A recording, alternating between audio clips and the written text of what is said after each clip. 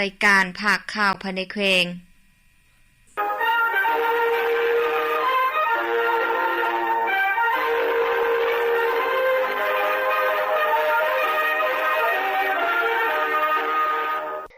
ท่านผู้ฟังที่เคารพต่อไปจ้อยประธานมารับฟังข่าวภายในแขวงที่มีหัวข้อข่าวพร้อมเนื้อในดังต่อไปนี้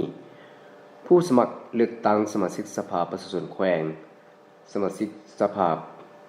ประชาชนแขวงประจำเขตเลือกตั้งที่3เมืองขั่วลงเคลื่อนไหวพบปะผู้มีสิทธิเลือกตั้งอยู่บ้านละหังใหญ่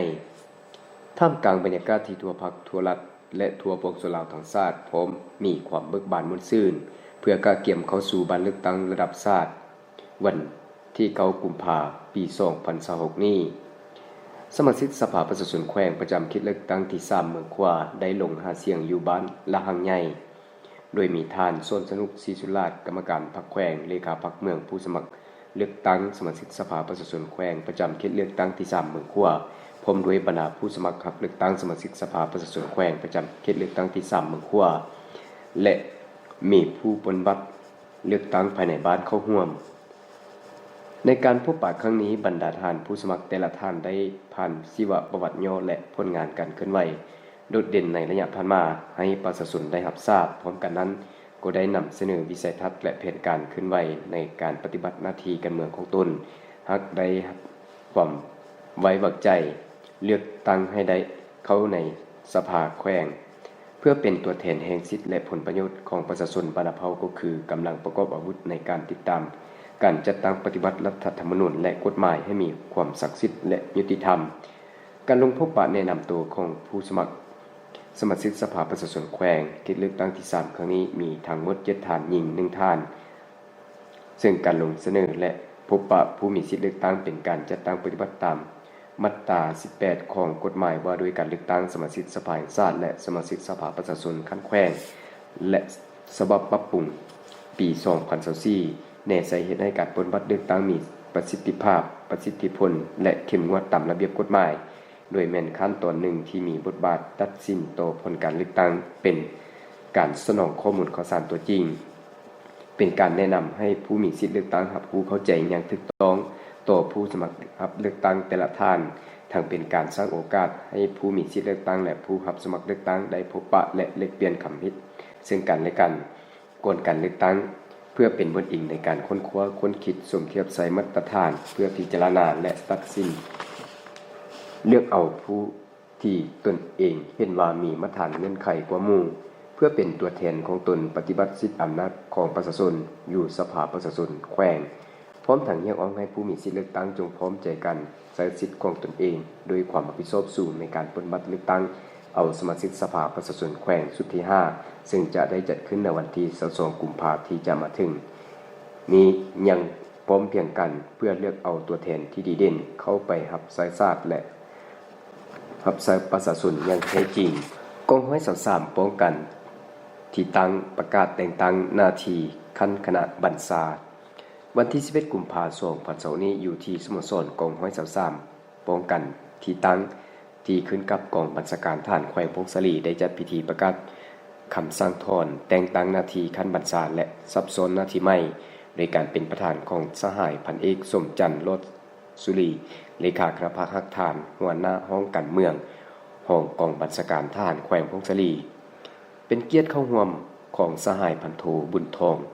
วัฒนงเลขานุพรรคหัวหน้าการเมืองกองร้อย23มีคณะพักคณะบัญชากรมกองและพนักงานที่เกี่ยวข้องตลอดฮอดพนักงานนักรบเข้าร่วมสหายพันตรีวันคำศรีวิไลห้องแผนกพนักงานห้องการเมืองกองบัญชาการทหารแขวงได้ขึ้นผ่านคำสั่งถอนและฉบับเลขที่161/กบสพลลงวันที่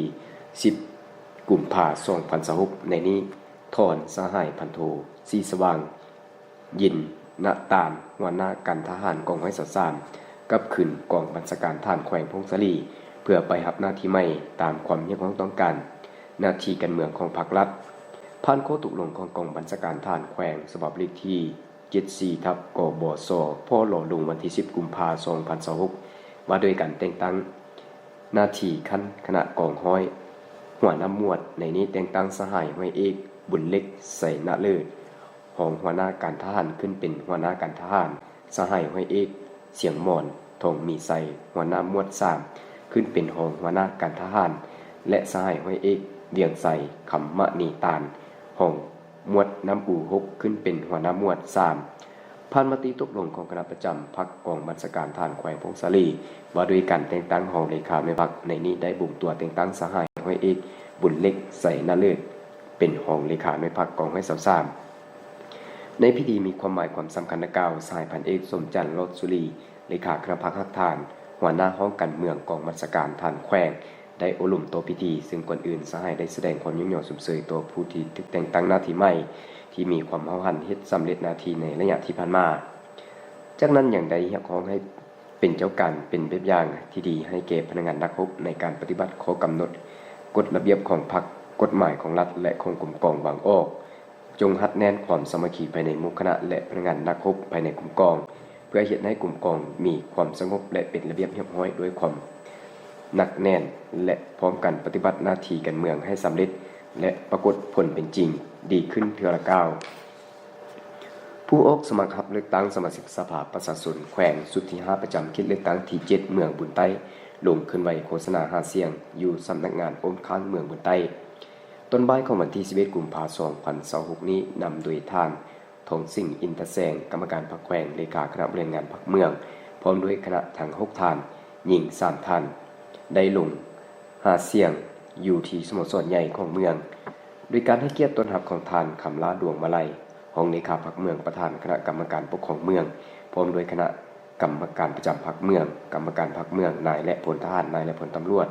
บรรดาท่านคณะทีมงานคณะกรรมการติดตามบ้านการเลือกตั้งขั้นศูนย์กลาง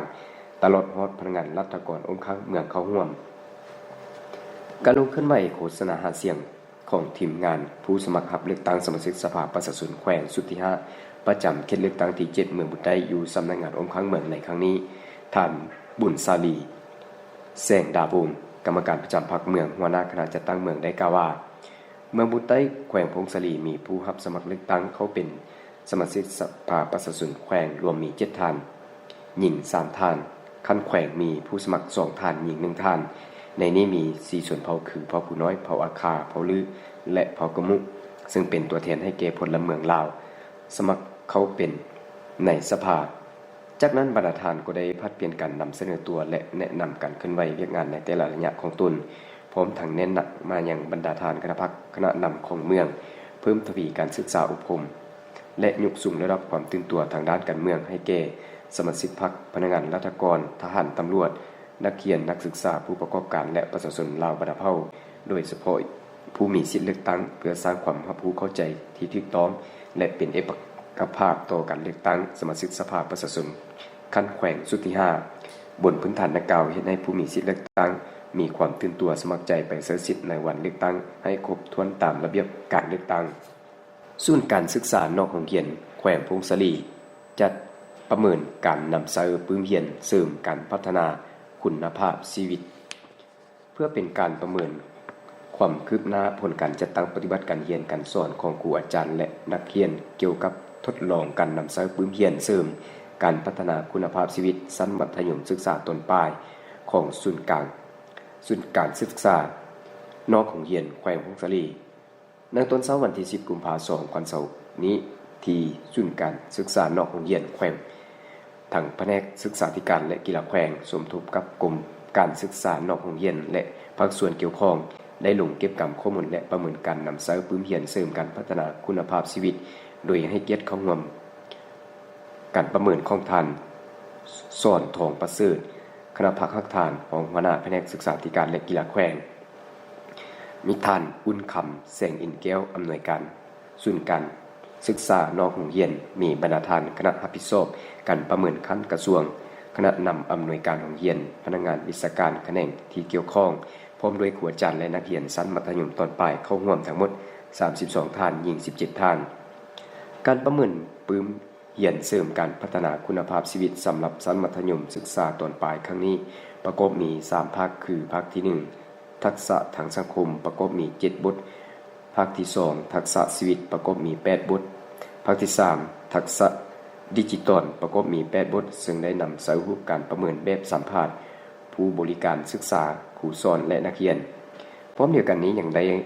ร่วมชั่วโมงสอนตัวจริงของครูสอนเพื่อสรุปทดถอนบทเรียนและสอนสาธิตเพื่อเป็นบทอิงในการเรียนการสอนให้แก่ครูและนักเรียนในตัวหน้า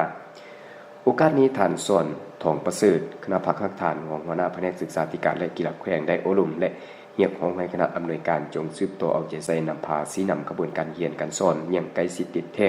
เพื่อให้ครูและนักเรียนนักศึกษาค้นคว้าพื้นเรียนเสริมการพัฒนาคุณภาพชีวิตอย่างลึกซึ้งเรียกร้องให้ผู้เรียนเพิ่มทวีเป็นเจ้าการศึกษาหำเรียนบรรดาเนื้อในของหลักสูตรดังกล่าวสามารถนำไปพันขยายอย่างกว้างขวางและหมุนเสเข้าในการจัดตั้งปฏิบัติเวียกงานตัวจริงก็คือสามารถหมุนเสเข้าในชีวิตประจำวันอย่างมีประสิทธิภาพสูงกองบัญชาการทหารแขวงพงศรีมอบเงินอุดหนุนให้แก่ครอบครัวผู้เสียชีวิตโดยอิงตามแนวทางนโยบายของพรรครัฐที่มีตัวนายและพลทหารในตอนเช้าวันที่11กุมภาพันธ์2026นี้ที่ห้องประชุมชั้น1ของกองบัญชาการทหารแขวงพงศรีได้จัดพิธีมอบรับเงินอุดหนุนให้แก่ครอบครัวผู้เสียชีวิตโดยการเข้ามาเป็นประธานของสายพันเอกสมจันทร์โลดสุรีห้องกองบัญชาการหัวหน้าห้องการเมืองกองบัญชาการทหารแขวงมีพนักงานที่เกี่ยวข้องพร้อมด้วยพนักงานวิชาการและครอบครัวญาติพี่น้องของผู้เสียชีวิตเข้าร่วมสหายพันโทพันไสแก้วบุญทีหัวหน้าแผนกประกันสังคมห้องการเมืองกองบัญชาการทหารแขวงพงศรีได้ผ่านบทบันทึกมอบรับอุดหนุนให้แก่นายและพลทหารผู้เสียชีวิตฉบับเลขที่03040506ทับพปกคลงวันที่11กุมภาพันธ์2026มอบเงินอุดหนุนให้แก่ครอบครัวผู้เสียชีวิตจำนวน4สหายในจำนวนเงินทั้งหมด186,435,893 ล้านกีบโดยการมอบของสหายพันเอกสมจันทร์โลดสุรีของกองบัญชาการหัวหน้าการเมืองกองบัญชาการทหารแขวงพงศรีพร้อมทั้งกล่าวรับโดยครอบครัวและญาติพี่น้องของผู้เสียชีวิตตามลำดับในพิธีสายพันเอกสมจันทร์โลดสุรีประธานพิธีซึ่งได้เรียกร้องให้ครอบครัวของผู้เสียชีวิตภายหลังได้รับเงินนโยบายดังกล่าวแล้วจงนำเอาเงินดังกล่าวไปนำใช้ให้ถึงเป้าหมายเป็นทุนในการศึกษาให้ลูกหลาน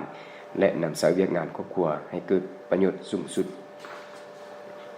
เมืองยันอูฝึกอบรมให้คณะอภิสอบหน่วยปฏิบัติเลือกตั้งสมาชิกสภาแห่งชาติสุดที่10และสมาชิกสภาประชาชนแขวงสุดที่5กองประชุมฝึกอบรมได้จัดขึ้นในตอนเช้าวันที่11กุมภาพันธ์2026ที่สโมสรเมืองยันอูแขวงพงศรีโดยการเป็นประธานของท่านทงศรีอินจักรรองเลขาพรรคเมืองประธานคณะกรรมการปกครองเมืองรองประธานคณะกรรมการเลือกตั้งคันเมืองมีบรรดาท่านกรรมการประจำพรรคเมืองกรรมการพรรคเมืองหัวหน้าห้องการพร้อมด้วยคณะพิสอบหน่วยปฏิบัติเข้าร่วมสุดฝึกอบรมในครั้งนี้ผู้เข้าร่วมได้รับฟังการเผยแพร่ความเรียนลงลึกกำแน่นเกี่ยวกับการเลือกตั้งสมาชิกสภาแห่งชาติสุดที่10และสมาชิกสภาประชาชนคันแขวงสุดที่5ตามที่ได้กำหนดไว้ในกฎหมายความเรียนลงลึกเกี่ยวกับที่ตั้งพระบทบาทสิทธิและหน้าที่ของสภาแห่งชาติและสมาชิกสภาแห่งชาติตามที่ได้กำหนดไว้ที่ตั้งพระบทบาทสิทธิและหน้าที่ของสภาประชาชนคันแขวงและสมาชิกสภาประชาชนคันแขวงตามที่ได้กำหนดไว้ในกฎหมายว่าด้วยสภาประชาชนคันแขวงฉบับปี2024เผยแพร่ความเรียนลงลึกเกี่ยวกับหลักการเลือกตั้งและระเบียบการปฏิบัติเลือกตั้งตามที่ได้กำหนดไว้ในมาตรา5และมาตรา35ของกฎหมายว่าด้วยการเลือกตั้งสมาชิกสภาแห่งชาติและสมาชิกสภาประชาชนแขวงฉบับเลขปี2024เผยแพร่ความเรียนลงลึกแนะนำของคณะกรรมการเลือกตั้งระดับชาติเกี่ยวกับการจัดตั้งโฆษณาหาเสียงและการติดรูปประวัติย่อของผู้สมัครรับเลือกตั้งเป็นสมาชิกสภาแห่งชาติชุดที่10และสมาชิกสภาประชาชนแขวงชุดที่5ชุดอบรมยังได้มีการแนะนำและอธิบายเพิ่มเติมบางปัญหาเพื่อเน้นใส่เฮ็ดให้การขึ้นไหวลงโฆษณาหาเสียงในบ้านเลือกตั้งครั้งนี้ดำเนินไปตามแผนการมีประสิทธิภาพและประสิทธิผลสำเร็จตามระดับคาดหมายผู้สมัครเลือกตั้งเป็นสมาชิกสภาแห่งชาติชุดที่10ประจำเขตเลือกตั้งที่2แขวงพงศรีเริ่มลงขึ้นไหวเสนอตัวและโฆษณาหาเสียงในระหว่างวันที่8-9 กุมภาพันธ์2026นี้กระบวนการลงหาเสียงของบรรดาผู้สมัครเลือกตั้งเป็นสมาชิกสภาแห่งชาติสมาชิกชุดที่10และประจำเขตเลือกตั้งที่2แขวงพงศรีลงขึ้นไหวเสนอตัวและโฆษณาหาเสียงอยู่เมืองใหม่ซึ่งเป็นเมืองทำอิฐในการลงโฆษณาหาเสียง โดยการนำพาของทานพลตรีสมพรมิตรพรกรรมการศูนย์กลางพรรคเลขาคณะบริหารงานพรรคแขวงพงศาลีผู้สมัครรับเลือกตั้งสมาชิกสภาแห่งชาติสุดที่10นำเบอร์1ประจำเขตเลือกตั้งที่2แขวงพงศาลีพร้อมด้วยบรรดาท่านผู้สมัครสมาชิกสภาประชาชนแขวงจำนวน9ท่านหญิง2ท่านโดยการต้อนรับของท่านทองคูณไสยครรองเลขาพรรคเมืองประธานคณะกรรมการปกครองเมืองพร้อมด้วยคณะกรรมการคั้นเมืองพนักงานราชการทหารตำรวจอ้อมข้างเมืององค์การปกครองบ้านตลอดฮอดประชาชนผู้มีสิทธิ์ปนบัตรเลือกตั้ง4บ้านคือบ้านหนาซ่องบ้านน้ำงาบ้านห้วยจิกและบ้านกลางเข้าร่วมรับฟังการลงเคลื่อนไหวเสนอตัวและโฆษณาหาเสียงผู้สมัครรับเลือกตั้งสมาชิกสภาแห่งชาติสุดที่10ประจำเขตเลือกตั้งที่2แขวงพงศาลีครั้งนี้แม่นเพื่อเป็นการสืบต่อปฏิบัติพระบทบาทสิทธิและหน้าที่ของสภาแห่งชาติให้มีลักษณะต้นเนื่องเพื่อประกอบส่วนเข้าในภารกิจเปลี่ยนแปลงใหม่ของพรรคอยู่ในระยะการปกปักรักษาและสร้างสรรค์พัฒนาประเทศชาติให้เจริญเข้มแข็งขึ้นเรื่อยๆการลงโฆษณาหาเสียงของผู้แทนรับสมัครเลือกตั้งเป็นสมาชิกสภาแห่งชาติสุดที่10ครั้งนี้เพื่อเป็นเหตุการณ์การเมืองเหตุการณ์ประวัติศาสตร์ที่สำคัญที่สุดของระบบประชาธิปไตยเพื่อให้ประชาชนได้มีโอกาสใช้สิทธิ์เลือกเอาผู้แทนตนไปดำรงตำแหน่งอยู่ในสภาเป็นองค์การตัวแทนแห่งสิทธิผลประโยชน์อันชอบธรรมของประชาชนลาวบรรเผ่าเพื่อเลือกเอาผู้ที่มีความรู้ความสามารถมีมาตรฐานเงื่อนไขครบถ้วนอย่างแท้จริงจากนั้นบรรดาท่านผู้สมัครสมาชิกสภาแห่งชาติจำนวน10ท่านนับตั้งแต่นำเบอร์1จนถึงนำเบอร์10ก็ได้เสนอประวัติย่อเกี่ยวกับการเคลื่อนไหวและหน้าที่ความรับผิดชอบในระยะและความมุ่งหวังแนวความคิดของตนที่จะนำพาสร้างสรรค์พัฒนาแขวงพงศาลีในต้นหน้าให้มีความเจริญรุ่งเรืองสิริไลทั้งนี้ก็เพื่อให้มีสิทธิเลือกตั้งได้รับรู้และนำไปพิจารณาสุ่มจิตสุ่มใจใช้สิทธิของตนปนบัตรคัดเลือกเอาบุคคลผู้ที่มีมาตรฐานและเงื่อนไขกว่าหมู่และสามารถเป็นตัวแทนของประชาชนบรรเผ่าปกป้องสิทธิผลประโยชน์ของประชาชนโดยประชาชนและเพื่อประชาชนอย่างแท้จริงพร้อมกันนั้นผู้สมัครเป็นสมาชิกสภาแห่งชาติสุดที่10ประจำเขตเลือกตั้งที่2แขวงพงศาลียังได้ให้คำมั่นสัญญาว่าถ้าได้เลือกเขาเป็นสมาชิกสภาแห่งชาติสุดที่10แม่นพร้อมแล้วที่จะปฏิบัติตามสิทธิและหน้าที่พระบทบาทของตนเองในการฐานะเป็นตัวแทนแห่งสิทธิผลประโยชน์ของประชาชนและจะนำเอาบรรดาหาเสียงต่างๆของประชาชนอยู่ท้องถิ่นเสนอต่อกองประชุมสภาแห่งชาติแต่ละสมัยพร้อมนั้นก็ยังจะได้เสนอและปรับปรุงแก้ไขนิติกรรมกฎหมายต่างๆพิจารณาตกลงปัญหาต่างๆของชาติของท้องถิ่นสำหรับคิดเลือกตั้งที่2แขวงพงศาลีมีผู้ออกสมัครรับเลือกตั้งสมาชิกสภาแห่งชาติจำนวน7ท่านหญิง2ท่านในนี้เลือกเอา7ท่านสำหรับเมืองใหม่มีจุดบนบัตรเลือกตั้งสมาชิกสภาแห่งชาติสุดที่10และสภาประชาชนแขวงสุดที่5รวมมี34จุดบนบัตรมีตู้บนบัตรเคลื่อนที่34หน่วยผู้มีสิทธิ์บนบัตรทั้งหมด 15,904 คนหญิง 8,029 คนการลงเสนอตัวและโฆษณาหาเสียงผู้รับสมัครเลือกตั้งเป็นสมาชิกสภาแห่งชาติสุดที่10ประจำเขตเลือกตั้งที่2แขวงพงศาลีแม้นจะได้ลงอยู่ใน7เมืองทั่วแขวงดำเนินไปฮอดวันที่21กุมภาพันธ์2026จึงจะสำเร็จเที่ยวฟังผ่านไปนั้นก็แม่นเข้าไปในแขวงทีนี้เที่ยวกระจายเสียงแขวงพงศาลีและการเข้าพวกนี้หมดเพียงเท่านี้ยินไซ